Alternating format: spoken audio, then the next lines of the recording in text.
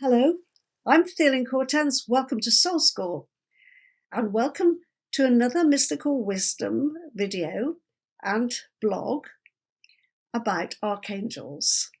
So this is the third in a series that I'm running, introducing you to ideas about archangels as part of your inner architecture. So I keep using the imagery of a spiritual building like a temple or a cathedral. And I'm inviting you to consider that the different archangels who associated with what are called the gates of light on the tree of life are qualities that represent those necessary pillars in your architecture. So we must all acknowledge the need and the desire to get what we want, right? So in astrology, that drive to get what we want would be associated with the planet Mars. And with the archangels, we would introduce Hanael as the archangel. So it's really important for us to acknowledge that every human being needs to find a way to get what it desires, needs, wants for its personal growth and its personal satisfaction. That's essential to us. But another need, another desire, another drive would be to relate to other people, to give and receive love. So in astrology, that might be associated with Venus. In the archangel plan, we find Raphael. So for every essential need that we have, we can think of the archangels as our inner guides and mentors, like counselors, if you like, sitting around a table. And as the Prime Minister, we have a cabinet of archangels, and we need them to all work together to create a harmonious world for us, a harmonious government. And then what we want to create in the world, we want to express in the world, can more easily be manifested. So we think of the 8 archangels at the lower part of the tree of life as those very essential, very personal needs and desires. However, the tree of life has an upper realm, if you like, a secret place, a hidey hole, the Holy of Holies in the temple. And in that place, there are some very fundamental, essential, divine qualities that are what we would call transpersonal. They go beyond our very personal day-to-day needs and desires. There's love, there's wisdom, and there's power. Another word we could use for wisdom is intelligence. So 3 fundamental divine qualities are the understructure, or you could say the overview of what we are doing as individual people. And as transpersonal qualities, they may actually take precedence over our personal requirements. For example, love.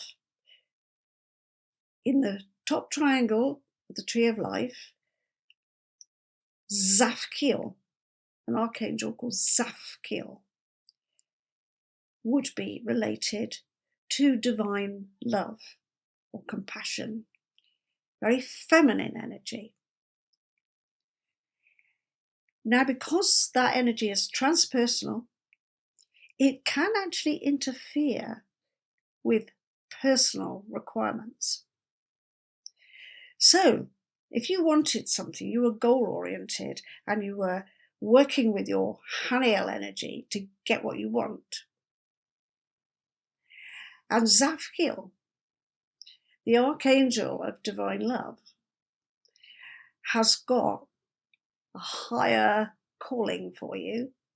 You may have to surrender your personal desire for a personal goal and allow the higher transpersonal quality of divine love to take precedence over your personal requirements.